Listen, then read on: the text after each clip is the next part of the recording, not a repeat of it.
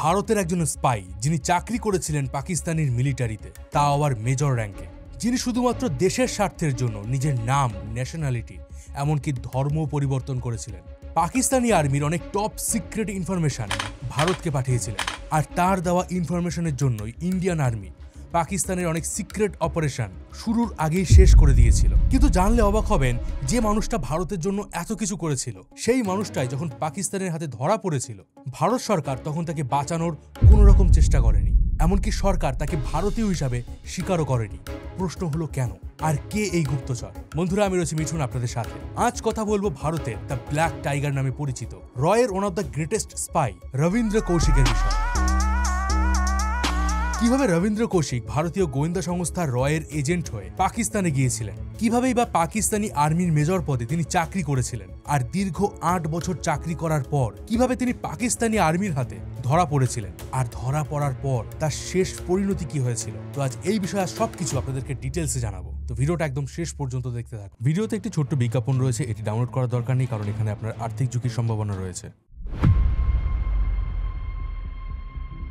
1952 সালের 11 এপ্রিল রাজস্থানের শ্রী গঙ্গানগর জেলার একটি ব্রাহ্মণ পরিবারে রবীন্দ্র কৌশিকের জন্ম হয়েছিল। তার বাবা JM কৌশিক ইন্ডিয়ান আর্মির এয়ারফোর্স অফিসার ছিলেন, আর মা ছিলেন অমলা দেবী। তিনি একজন হাউসওয়াইফ ছিলেন। রবীন্দ্ররা মোট 4 ভাই বোন ছিলেন, আর তিনি ছিলেন তার বাবা মায়ের সেকেন্ড চাইল্ড। ছোটবেলা থেকে রবীন্দ্র অ্যাক্টিং করতে ভীষণ ভালোবাসতেন, আর তার পরিবারের প্রত্যেকের মনে দেশের প্রতি ছিল অত্যন্ত ভালোবাসা। আর একজন দেশপ্রেমিক যে দেশের কত বড় সম্পদ, যেটা রবীন্দ্র তার জীবন দিয়ে প্রমাণ করে দিয়েছিলেন। রবীন্দ্র কৌশিকের বাড়ি ইন্ডিয়া পাকিস্তান বর্ডার লাগোয়া এরিয়াতে হওয়ায় 1965 এবং 1971 ভারত পাকিস্তান যুদ্ধ সে খুব কাছ থেকে দেখেছিল। আর এই দুটো যুদ্ধেই ভারতীয় সেনারা পাকিস্তানি আর্মিকে ধরাশায়ী করে দিয়েছিল। আর এই বিষয়টা রবীন্দ্রর বাচ্চা মনকে ভীষণ পরিমাণে ইনফ্লুয়েন্স করেছিল। তখন থেকে সে ঠিক করে নিয়েছিল সেও সুযোগ পেলে দেশের জন্য কিছু একটা করে দেখাবে। এরপর কেটে যায় অনেক বছর। স্কুলের পড়াশোনা শেষ করে রবীন্দ্র রাজস্থানে SD বিহানি PG কলেজে BCom পড়ার জন্য অ্যাডমিশন নেয়। আমি আপনাদেরকে আগেই বলেছিলাম যে রবীন্দ্র অ্যাক্টিং করতে ভীষণই ভালোবাসত, তাই কলেজে ভর্তি হওয়ার পরেই রবীন্দ্র কলেজের থিয়েটার গ্রুপে জয়েন করে। আর ছবিতে দেখতেই পাচ্ছেন যে রবীন্দ্র ঠিক কতটা হ্যান্ডসাম ছিল। তবে শুধুমাত্র লুক নয়, রবীন্দ্রের মধ্যে সেই সব কিছু ছিল যেগুলো একজন ভালো অ্যাক্টরের মধ্যে থাকা দরকার। রবীন্দ্রর অ্যাটিটিউড, অ্যাক্টিং স্কিল, কনফিডেন্স সবকিছু একদম পারফেক্ট ছিল, তাই যে কোনো নাটকে সে ইজিলি বেস্ট রোলগুলো পেয়ে যেত। আর রবীন্দ্রের মধ্যে একটা স্পেশালিটি ছিল, সে যে কোনো স্বাধীনতা সংগ্রামী বা আর্মি অফিসার, মানে যারা অ্যাকচুয়াল দেশপ্রেমিক হয়, তাদের রোলগুলো সে খুব ভালোভাবে ফুটিয়ে তুলতে পারত। BCom পড়াকালীনই রবীন্দ্রর কলেজের থিয়েটার গ্রুপ একবার লখনৌতে অনুষ্ঠিত ন্যাশনাল থিয়েটার ফেস্টিভ্যালে পার্টিসিপেট করেছিল। রবীন্দ্র সেখানে একজন আর্মি অফিসারের রোল প্লে করেছিলেন, যে কিনা ছদ্মবেশে শত্রুর ডেরায় ঢুকে গোপন ইনফরমেশন বের করে আনতে এক্সপার্ট ছিল। এই রোলটা রবীন্দ্র এতটাই নিখুঁতভাবে প্লে করেছিল যে অডিয়েন্সরা তার থেকে চোখ ফেরাতে পারেনি। সবাই ভেবেছিল যে এই ছেলেটা একদিন বড় হয়ে অনেক বড় অভিনেতা হবে, কিন্তু ভাগ্য সেদিন রবীন্দ্রর জন্য অন্য একটা কাহিনী লিখেছিল। সেদিন রবীন্দ্র যখন স্টেজে অ্যাক্টিং করছিলেন, তখন অডিয়েন্সের মধ্যে কয়েকজন অফিসারও ছিলেন। আর রয়ের অফিসাররা সেদিন রবীন্দ্রর অ্যাক্টিং দেখে এতটাই মুগ্ধ হয়েছিলেন যে তারা ঠিক করে নিয়েছিলেন পারফরমেন্স শেষ হওয়ার পরেই তারা রবীন্দ্রকে একটা চাকরির অফার দেবে। রবীন্দ্র থিয়েটার শেষ করে স্টেজ থেকে নামতেই একজন অফিসার গিয়ে রবীন্দ্রের সাথে পার্সোনালি কথা বলেন, আর ওই অফিসার রবীন্দ্রকে একটা সরকারি চাকরির অফার দেয়। কিন্তু কি চাকরি, কোথায় তার পোস্টিং, তার কোনো ডিটেলসই তারা রবীন্দ্রকে দেয়নি। প্রথমে তার একটা ইন্টারভিউর জন্য রবীন্দ্রকে দিল্লিতে আসতে বলেন। যখন রবীন্দ্র দিল্লিতে গিয়ে পৌঁছায়, তখন তারা রবীন্দ্রকে জানায়, তোমাকে একজন এজেন্ট হিসাবে চাকরি করার জন্য অফার দেওয়া হচ্ছে। রবীন্দ্র গোয়েন্দা সংস্থার ব্যাপারে টুকটাক জানলেও এক্স্যাক্টলি রয়ের ব্যাপারে তার কোনো আইডিয়া ছিল না। তাই অফিসাররা তাকে পুরো ব্যাপারটা ক্লিয়ার করে বলেন যে ভারতের স্পাই হয়ে তাকে পাকিস্তানে যেতে হবে, ওখানে আন্ডার কভার থেকে তাকে ইনফরমেশন কালেক্ট করে আবার ভারতে পাঠাতে হবে। এই কাজে কতটা রিস্ক রয়েছে, ধরা পড়লে তার সাথে কি কি হতে পারে, তারও একটা বেসিক আইডিয়া তাকে দেওয়া হয়। আসলে এই সময় পাকিস্তানে নিজেদের নেটওয়ার্ক আরো স্ট্রং করার জন্য এমন একজনকে খুঁজছিল যার মধ্যে দেশপ্রেম, কনফিডেন্স, অ্যাক্টিং স্কিল সবকিছুই রয়েছে। আর রবীন্দ্রকে দেখে তাদের মনে হয়েছিল যে রবীন্দ্র এই কাজের জন্য একদম পারফেক্ট। কাজের ব্যাপারে ডিটেলস শোনার পর রবীন্দ্র ভালোভাবেই বুঝতে পেরেছিল সে যদি একবার এই কাজে জয়েন করে, তাহলে তাকে বাকি সারাটা জীবন লুকিয়ে চুরিয়ে প্রাণের ভয় নিয়ে বাঁচতে হবে। এমনকি সে তার ফ্যামিলি, বন্ধু বান্ধব কাউকেও এই ব্যাপারে জানাতে পারবে না। কিন্তু তার দেশের প্রতি এতটাই ভালোবাসা ছিল যে সে এই কাজে রাজি হয়ে যায়। 1973 সালে রবীন্দ্র তার বিকম ডিগ্রি কমপ্লিট করে। এরপর রবীন্দ্র তার বাবাকে চাকরির বাহানা দিয়ে রাজস্থান থেকে দিল্লিতে চলে আসে। এরপর তাকে দিল্লি থেকে অমৃতসরে পাঠানো হয়, আর অমৃতসরে তার 2 বছর ট্রেনিং চলে। রবীন্দ্রকে একটা স্পেশাল টাস্কের জন্য রেডি করা হচ্ছিল। তার কাজটা ছিল যে তাকে একজন আন্ডার কভার এজেন্ট হয়ে পাকিস্তানে যেতে হবে, আর তারপর সেখান থেকে টপ সিক্রেট ইনফরমেশন কালেক্ট করে ভারতে পাঠাতে হবে। আর শুধুমাত্র ইনফরমেশন পাঠালেই হবে না, পাকিস্তানি মিলিটারি অ্যাক্টিভিটির উপরেও তাকে নজর রাখতে হবে। আর যেহেতু তাকে পাকিস্তানে অনেকদিন থাকতে হবে, তাই পাকিস্তানের লোকেশন, হিস্ট্রি, পাকিস্তানের কালচার, ধর্ম, কথা বলার ধরন, এই সব ব্যাপারে তাকে শেখানো হচ্ছিল। পাকিস্তানের অনেক লোকই পাঞ্জাবি ভাষায় কথা বলে, আর রবীন্দ্র যেহেতু পাঞ্জাব লাগোয়া রাজস্থানের ছেলে, তাই সে খুব ভালোভাবেই পাঞ্জাবি ভাষা জানতো। তাই তাকে পাঞ্জাবি না শিখিয়ে ডিরেক্ট উর্দু এবং আরবি শেখানো হচ্ছিল। ট্রেনিং চলাকালীন রবীন্দ্র নিয়মিত কুরআন পাঠ করত, নামাজ পড়ত, এমনকি কেউ যাতে তাকে সন্দেহ না করে তাই রবীন্দ্র রীতিমতো খতনাও করানো হয়েছিল। তবে 2 বছরের ট্রেনিং কমপ্লিট করার পরেই কিন্তু তাকে ডাইরেক্ট পাকিস্তানে পাঠানো হয়নি। রবীন্দ্র স্কিল টেস্ট করার জন্য তাকে প্রথমে 7-8টা আলাদা আলাদা দেশে ছোট ছোট কয়েকটা মিশনে পাঠানো হয়েছিল। আর এই সময় ইউএই, সৌদি আরব, এই দেশগুলোতে রবীন্দ্র স্পাই হিসাবে কাজ করছিল। আর এভাবেই কয়েকটা সিক্রেট মিশন সাকসেসফুলি কমপ্লিট করার পর রয়ের অফিসাররা বুঝতে পারেন যে রবীন্দ্র এখন পাকিস্তানে গিয়ে কাজ করার জন্য একদম রেডি হয়ে গেছেন। রবীন্দ্র রিলিজিয়াস আইডেন্টিটি আগে থেকেই চেঞ্জ করে দেওয়া হয়েছিল এবং সে স্ট্রিক্টলি ইসলাম ধর্মকে ফলো করত। এবার রয়ের পরবর্তী কাজ ছিল রবীন্দ্রর জন্য একটা নতুন পরিচয়পত্র তৈরি করা। তাই প্রথমে তারা রবীন্দ্র কৌশিকের সমস্ত পুরনো ডকুমেন্ট নষ্ট করে ফেলে, আর অফিসিয়ালি ভারতের নাগরিক রবীন্দ্র কৌশিককে মৃত ডিক্লেয়ার করে দেওয়া হয়। এরপর রবীন্দ্র কৌশিকের নতুন নাম হয় নবী আহমেদ শাকির, যে পাকিস্তানের একজন নাগরিক। এই নবী আহমেদ শাকিরের নামে পাকিস্তানের রেশন কার্ড বানানো হয়। তাকে পাকিস্তানে একটা ঘরেরও ব্যবস্থা করে দেওয়া হয়। পাকিস্তানে যাওয়ার পর কে তাকে সাহায্য করবে এবং সেখানে থেকে সে কিভাবে রেগুলার রয়ের সাথে যোগাযোগ করবে, এই সমস্ত ব্যাপারে তাকে বুঝিয়ে দেওয়া হয়। আর ফাইনালি 1975 সালে তাকে পাকিস্তানে পাঠানো হয়। পাকিস্তানে গিয়ে নবী ওরফ রবীন্দ্রর প্রথম কাজ ছিল একটা ভালো নেটওয়ার্ক বিল্ড করা। তাকে সোসাইটির সব লেভেলের মানুষের সাথে বন্ধুত্ব করে, তাদের সাথে ভালো সম্পর্ক মেনটেন করে নিজেকে একদম পাকিস্তানের নাগরিকের মতো সমাজে প্রতিষ্ঠিত হতে হবে, এটাই ছিল মোদ্দা কথা। পাকিস্তানে গিয়ে রবীন্দ্র প্রথমে একজন সাধারণ মানুষের মতো জীবন কাটাচ্ছিল। সে প্রথমে করাচি ইউনিভার্সিটিতে LLB-তে অ্যাডমিশন নেয়, কলেজে প্রচুর বন্ধু বান্ধব তৈরি করে। সে সবসময় সবার সাথে মিলেমিশে থাকতো। এমনকি রবীন্দ্র ছোটখাটো বেশ কয়েকটা কাজে জয়েনও করেছিল। কিন্তু যে উদ্দেশ্যে তাকে পাকিস্তানে পাঠানো হয়েছিল, মানে পাকিস্তানে টপ সিক্রেট ইনফরমেশন কালেক্ট করা, সেই কাজটা সে এখনো পর্যন্ত করে উঠতে পারছিল না। সে তার এই কাজ কোথা থেকে শুরু করবে সেটা বুঝে উঠতে পারছিল না। এমনই একদিন করাচি ইউনিভার্সিটির ক্যাম্পাসে বসে সে যখন চা খাচ্ছিল, তখন খবরের কাগজ পড়তে পড়তে রবীন্দ্র কিছু একটা দেখতে পায়, যেটা তার কাছে একটা গেম চেঞ্জিং অপরচুনিটি ছিল। রবীন্দ্র দেখে যে নিউজ পেপারে পাকিস্তানি আর্মিতে রিক্রুটমেন্টের একটা বিজ্ঞাপন দেওয়া হয়েছে, আর রবীন্দ্র এই সুযোগটাকে হাতছাড়া করে না। সে প্রথমে ভারতে থাকা রকে জানায় যে সে পাকিস্তানি আর্মিতে জয়েন হতে চায়, আর র থেকে গ্রিন সিগন্যাল পেতেই রবীন্দ্র ওই জবটার জন্য অ্যাপ্লাই করে দেয়। আর লাকিলি সে ফিজিক্যাল টেস্টের পর ওই চাকরিটা পেয়েও যায়। চাকরিটা পেয়ে সে ভীষণই খুশি ছিল, কারণ সে জানতো আর্মিতে থেকে সে যে সমস্ত ইনফরমেশন কালেক্ট করতে পারবে সেটা আর অন্য কোথাও থেকে সম্ভব ছিল না। রবীন্দ্র প্রথমে পাকিস্তানি আর্মিতে একজন কমিশনড অফিসার হিসেবে জয়েন করে। আর্মিতে জয়েন করার পরেই যে ইনফরমেশনগুলো সে কালেক্ট করে ভারতে পাঠাতো এমন কিন্তু নয়, কারণ এমনটা করলে তার উপরে সবার সন্দেহ হতে পারত। তাই সে খুব চালাকি করে আর্মির সবার সাথে খুব ভালো বন্ধুত্ব তৈরি করে, নিজের পরিচিতি বাড়ায় এবং সবার সাথে মিলেমিশে কাজ করে। বড় বড় অফিসার থেকে কমান্ডো, সে সবার বিশ্বাস অর্জন করতে শুরু করে। এমনকি পাকিস্তানি আর্মি হিসাবেও সে দারুণ কাজ করে এবং পাকিস্তানি আর্মির মেজর পদে প্রমোশনও পেয়ে যায়। কমিশন অফিসার থাকাকালীন সে পাকিস্তানের কিছু টপ সিক্রেট ইনফরমেশন ভারতে পাঠিয়েছিল, কিন্তু পরবর্তীকালে সে যখন প্রমোশন পেয়ে মেজর হয়ে যায়, তখন যেন সে হাতে চাঁদ পেয়ে গিয়েছিল। কারণ একজন মেজরের কাছে আর্মির সমস্ত টপ সিক্রেট মুভমেন্টের খবর থাকে, আর এরপর থেকেই তাকে ইনফরমেশন কালেক্ট করার জন্য আর কোনো কষ্ট করতে হতো না। এরপর রবীন্দ্র পাকিস্তানের অনেক সিক্রেট মিশন, অস্ত্রশস্ত্র কোথায় রাখা আছে, কোথায় কত সেনা মোতায়েন করা আছে, ভারতের কোথায় তারা অ্যাটাক করার প্ল্যানিং করছে, এই সমস্ত ইনফরমেশন সে রকে পাঠাতো।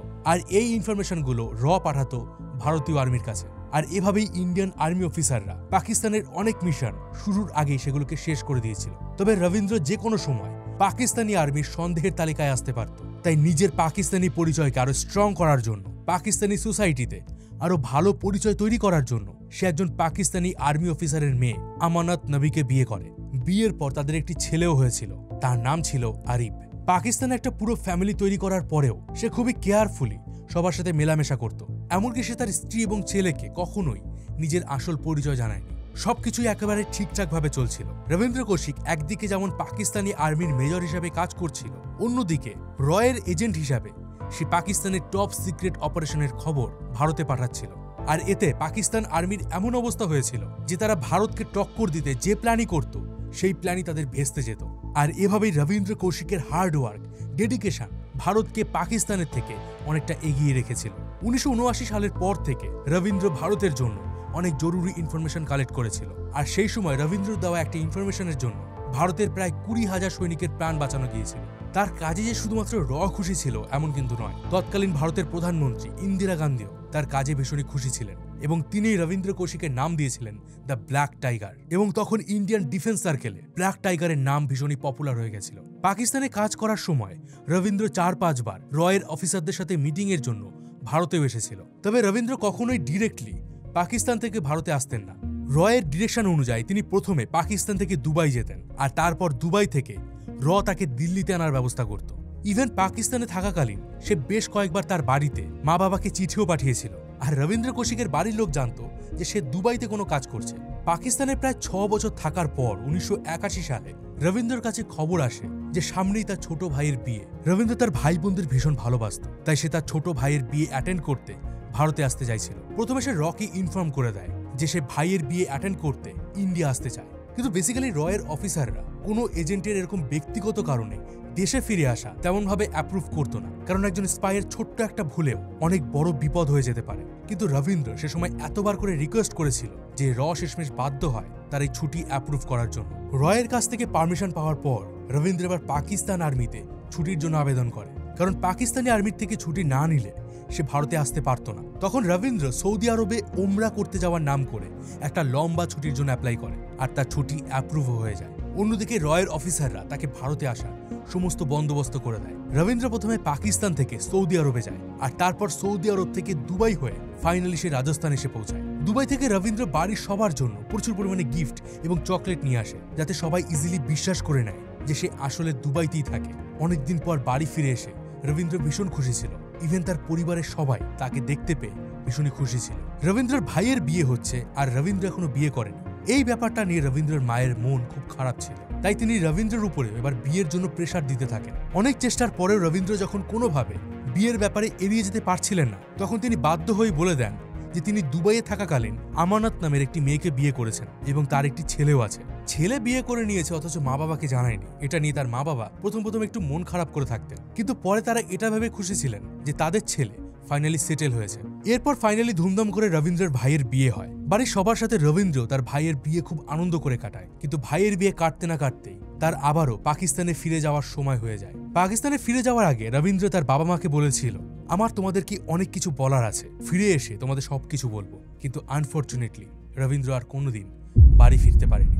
1981 সালে বাড়ির সবার সাথে দেখা করা, আনন্দ করাটাই তার পরিবারের সাথে তার শেষ দেখা ছিল। 1981 সালে ভারত থেকে পাকিস্তানে ফিরে গিয়ে রবীন্দ্র আবার আগের মতোই তার জীবনযাপন শুরু করেছিল।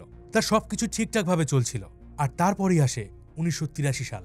এই বছরে রবীন্দ্রর জীবনের সবকিছু ওলটপালট হয়ে যায়। আমি যে সময়ের কথা বলছি এই সময় কোনো অ্যাডভান্স টেকনোলজি ছিল না। সে সময় চিঠির মাধ্যমে খবর দেওয়া নেওয়া বেশি করা হতো। আর প্রতিবারের মতো রবীন্দ্রর দেওয়া ইনফরমেশন পাস করানোর জন্য অফিসাররা এনায়েত মাসিহ নামে একজনকে ভারত থেকে পাকিস্তানে পাঠায়। আর রবীন্দ্রর মতো এনায়েতেরও এটা একটা ছদ্মনাম ছিল। আসলে সে ছিল একজন আন্ডার কভার এজেন্ট। আর এই প্রথমবার এনায়েত একজন এজেন্ট হিসাবে পাকিস্তানে যাচ্ছিল। আর ঠিক এই সময় বর্ডারে খুব কড়া নজরদারি চালানো হচ্ছিল, কারণ পরপর পাকিস্তানি আর্মির অনেকগুলো অপারেশন ফ্লপ হয়ে যাওয়ার কারণে সেনাবাহিনীর ওপরের মহলের অফিসাররা এই ব্যাপারে কনফার্ম হয়ে গেছিল যে সেনাবাহিনীর মধ্যেই এমন কেউ আছে যে ইন্ডিয়াকে তাদের সিক্রেট অপারেশনের খবর দিচ্ছে। তাই বর্ডারে সমস্ত আর্মি অফিসারদের অ্যালার্ট করে দেওয়া হয়েছিল যে সন্দেহজনক কাউকে দেখলেই তাকে যেন অ্যারেস্ট করে নেওয়া হয়। এদিকে রবীন্দ্রের সাথে দেখা করার জন্য এনায়েত বর্ডার ক্রস করে করাচি আসছিল, কিন্তু সে বুঝতে পারেনি যে বর্ডার ক্রস করার পর থেকে কয়েকজন আর্মি অফিসার তাকে ফলো করতে শুরু করেছিল। আর শেষমেশ রবীন্দ্র কৌশিকের সাথে দেখা করার আগেই আর্মি অফিসাররা তাকে ধরে ফেলে। এরপর পাকিস্তানের জেলে আর্মি অফিসাররা এনায়েতের উপর অমানবিক অত্যাচার শুরু করে এবার শুধুমাত্র র নয়, পৃথিবীর যে কোনো স্পাই সংস্থার একটা স্ট্রিক্ট রুলস থাকে। যদি তুমি ধরা পড়ে যাও, তারপর তোমার উপর যতই অত্যাচার করা হোক না কেন, তুমি দেশের কোনো ইনফরমেশন তাদেরকে জানাতে পারবে না। টর্চার করতে করতে তোমাকে মেরে ফেললেও তুমি তাদের সামনে মুখ খুলবে না। কিন্তু পাকিস্তানের এই টর্চার সিস্টেম এতটাই হার্ড ছিল যে এনআইএ তা শেষ পর্যন্ত সহ্য করতে পারেনি। পাকিস্তান আর্মির কাছে এনআইএ ডিসক্লোজ করে দেয় যে সে আসলে একজন র এজেন্টের সাথে দেখা করতে এসেছে, আর সেই র এজেন্ট অন্য কেউ নয়, পাকিস্তানি আর্মি অফিসার মেজর নবী আহমেদ শাকির। প্রথমে এনআইএর এই কথা আর্মি অফিসাররা বিশ্বাস করতে পারেনি, কারণ নবীকে মানে রবীন্দ্রকে পাকিস্তানি আর্মির সবাই খুব বিশ্বাস করত, ভালোবাসত। তার কাজের প্রতি ডেডিকেশন, দেশের প্রতি ভালোবাসা, এই সমস্ত কিছু দেখে রীতিমতো সবাই তার ফ্যান হয়ে গিয়েছিল। কিন্তু এনআইএ যখন রয়ের দেওয়া লেটার পাকিস্তানি আর্মি অফিসারদেরকে দেখায়, তখন তারা একটু একটু করে এনআইএর কথা বিশ্বাস করতে শুরু করে। আর এরপরে শুরু হয় তদন্ত করে আর্মি অফিসাররা দেখতে পায় যে নবীর কোনো ফ্যামিলি ব্যাকগ্রাউন্ড নেই। বিয়ে করার পর তার স্ত্রী এবং তার ছেলে ছাড়া তার নিজের বলতে পাকিস্তানে কেউ নেই। আর এরপরেই তারা দুয়ে দুয়ে 4 করে ফেলে। কিন্তু এই সমস্ত কিছুর ব্যাপারে রবীন্দ্র কিছুই জানতো না, কারণ পাকিস্তানি আর্মিরা বুঝতে পেরেছিল এত বড় একজন আর্মি অফিসারকে ধরতে গেলে তাদেরকে ফুল প্রিপারেশন নিয়ে মাঠে নামতে হবে, কারণ রবীন্দ্র যে পরিমাণ চালাক এবং তার যা কানেকশন আছে, সে নিজেকে নির্দোষ প্রমাণ করে দেবে। তাই এবার রবীন্দ্রকে ধরার জন্য তারা একটা জাল বিছায়। প্রথমে তারা এনায়েতকে ছেড়ে দেয়, আর এনায়েতকে বলা হয় তুমি যে কাজটা করতে পাকিস্তানে এসেছো তুমি সেটাই করো। মানে এনায়েতকে তারা রবীন্দ্রের সাথে দেখা করার জন্য পাঠিয়ে দেয়। পাকিস্তানি আর্মির কথা মতো এনায়েত রবীন্দ্রর বলে দেওয়া লোকেশনে একদম সময় মতো পৌঁছে যায়। রবীন্দ্র তার সাথে পার্কে দেখা করবে বলে তাকে আগেই ইনফর্ম করে দিয়েছিল। এনায়েত পার্কে গিয়ে কিছুক্ষণ বসার পরেই একটা লোক সেখানে আসে তার সাথে দেখা করতে, আর এই লোকটা অন্য কেউ নয়, লোকটা ছিল রবীন্দ্র কৌশিক। পাকিস্তানি আর্মি অফিসাররা পুরো ব্যাপারটা আড়াল থেকে নজর রাখছিল, আর সেখানে তারা রবীন্দ্রকে দেখতে পেয়ে কনফার্ম হয়ে যায় যে এনআইএ তাদের একদম ঠিকঠাক ইনফরমেশন দিয়েছে। মানে এতদিন ধরে তারা যাকে মেজর নবী আহমেদ শাকির নামে জানত, সে আসলে রয়ের একজন under cover agent Rabindra Kaushik. সাথে সাথে পাকিস্তানি সেনারা পুরো পার্কটাকে ঘিরে ফেলে। রবীন্দ্র সবাইকে একসাথে দেখে একেবারে অবাক হয়ে যায়। সে বুঝতে পারে যে তার আইডেন্টিটি এক্সপোজ হয়ে গেছে, আর এনআইএ তার সাথে বিশ্বাসঘাতকতা করেছে। আর পাকিস্তানি আর্মি এবার রবীন্দ্র কৌশিককে অ্যারেস্ট করে নেয়। এরপর টানা 2 বছর ধরে রবীন্দ্র কৌশিকের উপর অমানবিক অত্যাচার করা হয়। ইলেকট্রিক শক, নখ উপড়ে দেওয়া, বরফে চায়ের উপর বেঁধে রাখা, ইভেন তাকে ঠিকঠাকভাবে খাবার এবং জলও দেওয়া হতো না। তাকে এমনভাবে টর্চার করা হচ্ছিল যাতে তার মনোবল ভেঙে যায়, যাতে সেও এনআইএর মতো পাকিস্তানি আর্মিকে ভারতের সিক্রেট ইনফরমেশন দিয়ে দেয়। কিন্তু এত টর্চার করার পরেও রবীন্দ্র পাকিস্তানি সেনার কাছে ভারতের কোনো ইনফরমেশন ডিসক্লোজ করেনি। ইভেন তাকে ইনফরমেশন দিলে ছেড়ে দেওয়ার কথা বলা হয়েছিল, এবং সে যেভাবে পাকিস্তানে সাধারণভাবে জীবনযাপন করছিল তাকে তার লাইফ ফিরিয়ে দেওয়ার কথা বলা হয়েছিল। কিন্তু রবীন্দ্রর মনে দেশভক্তি এতটাই বেশি ছিল যে সে দেশের জন্য নিজের জীবনের পরোয়াও করেনি। একবারের জন্য রবীন্দ্র মুখ খোলেনি। সে কোনো কিছুর জন্যই নিজের দেশের সঙ্গে বেইমানি করতে রাজি ছিল না। 1985 সালে পাকিস্তানের সুপ্রিম কোর্ট রবীন্দ্রকে ফাঁসির সাজা দেয়, কিন্তু পরে সুপ্রিম কোর্ট আবার তার ফাঁসির সাজা মুকুব করে যাবজ্জীবন কারাদণ্ডের সাজা ঘোষণা করে। রবীন্দ্র আশা করেছিল ভারতের মতো একটা বড় দেশ, যার জন্য সে এত কিছু করছে, নিজের জীবন পর্যন্ত বাজি রেখেছে, তাকে ছাড়ানোর জন্য হয়তো ভারত সরকার কিছু না কিছু করবে। কারণ এর আগেও ভারত আর পাকিস্তান সরকার মিউচুয়াল আন্ডারস্ট্যান্ডিং এর মাধ্যমে 2 দেশের অনেক স্পাইকে ছেড়ে দিয়েছিল, কিন্তু রবীন্দ্রর কেসে এর কোনোটাই হয়নি। ভারত সরকার রবীন্দ্রর কেসে পাকিস্তানের সাথে কোনো রকম নেগোসিয়েশন করেনি। এই পাকিস্তানে জেলে থাকার সময় রবীন্দ্র জেল থেকে লুকিয়ে কোনোভাবে তার পরিবারকে বেশ কয়েকটা চিঠি লিখেছিল, আর এই চিঠিগুলো পাওয়ার পরেই তার বাড়ির লোক প্রথমবার জানতে পেরেছিল যে রবীন্দ্র কৌশিক দুবাইতে নয় বরং পাকিস্তানের জেলে বন্দী রয়েছে। আর সে দেশের স্বার্থে নিজের পরিচয় বদল করে পাকিস্তানে টানা 8 বছর ধরে একজন আন্ডার কভার র এজেন্ট হিসাবে কাজ করছিল। এরপর রবীন্দ্র পরিবার তাকে পাকিস্তান থেকে ফেরত আনার জন্য ভারত সরকারের কাছে অনেকবার আপিল করেছিল, কিন্তু কোনো লাভ হয়নি। র লিটারেলি ডিক্লেয়ার করে দিয়েছিল যে রবীন্দ্র কৌশিক নামে তাদের এজেন্সিতে কেউ কাজই করে না। ভারত সরকার এবং র দুজনেই এই ইস্যুটাকে এড়িয়ে যাচ্ছিল। আর এরপরেই ছেলের শোকে রবীন্দ্রর বাবা হার্ট অ্যাটাকে মারা যান। এরপরেও রবীন্দ্রর মা, ভাই সহ পরিবারের বাকি সদস্যরা রবীন্দ্রর চিঠি নিয়ে হোম মিনিস্টার, ডিফেন্স মিনিস্টার থেকে শুরু করে বড় বড় পলিটিশিয়ানদের দরজায় দরজায় ঘুরছিল, কিন্তু কেউ কোনো সাহায্য করেনি। এরপর রবীন্দ্র আরও একটা চিঠি পাঠায়।